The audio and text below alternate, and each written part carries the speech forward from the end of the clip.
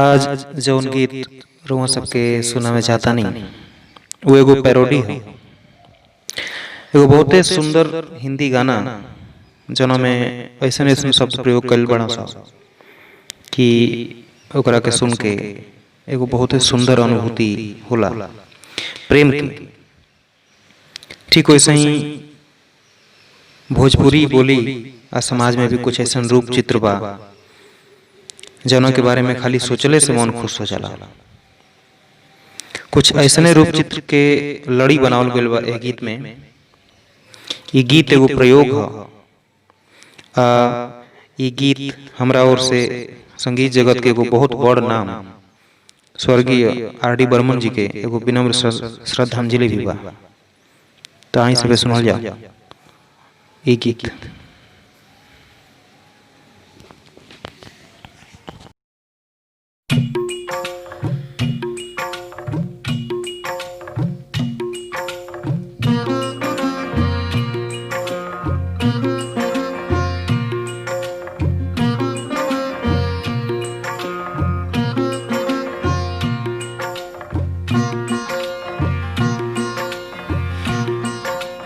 हो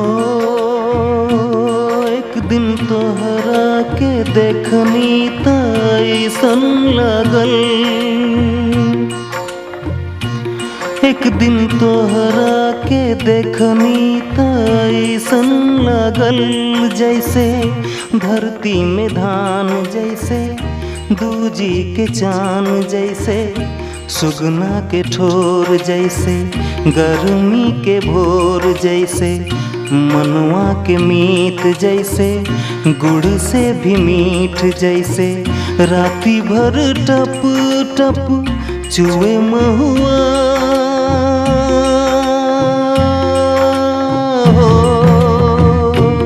एक दिन तोहरा के देखनी त ऐसन लगल।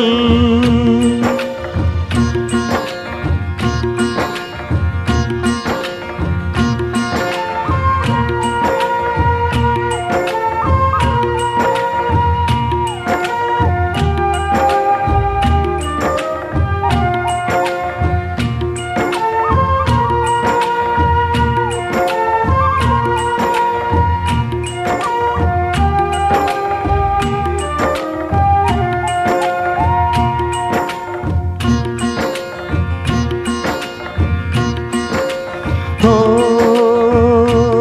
एक दिन तोहरा के देखनी त अइसन लगल।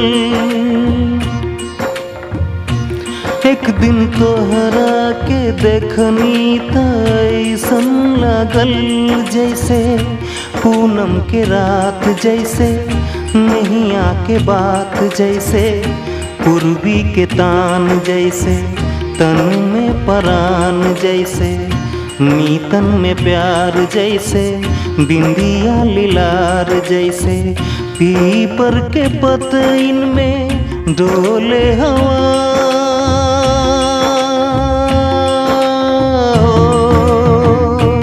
एक दिन तोहरा के देखनी त ऐसन लगल।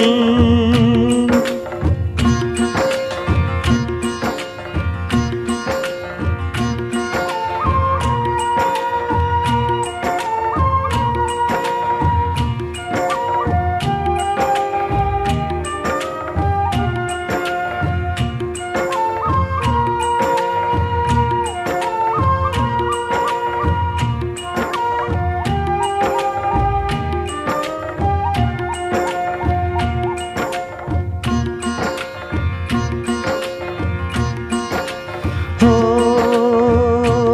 एक दिन तोहरा के देखनी त अइसन लगल। एक दिन तोहरा के देखनी त अइसन लगल जैसे पुरुआ बयार, जैसे अंगना दुआर, जैसे दुल्हन के गोड़, जैसे अखियाँ में लोर, जैसे पूजा के गीत, जैसे मंदिर के दीप, जैसे धरती पर धीरे धीरे झुके आसमान।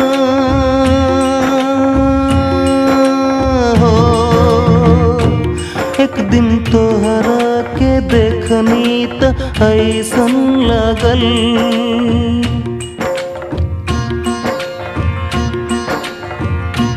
एक दिन तोहरा के देखनी त ऐसन लगल।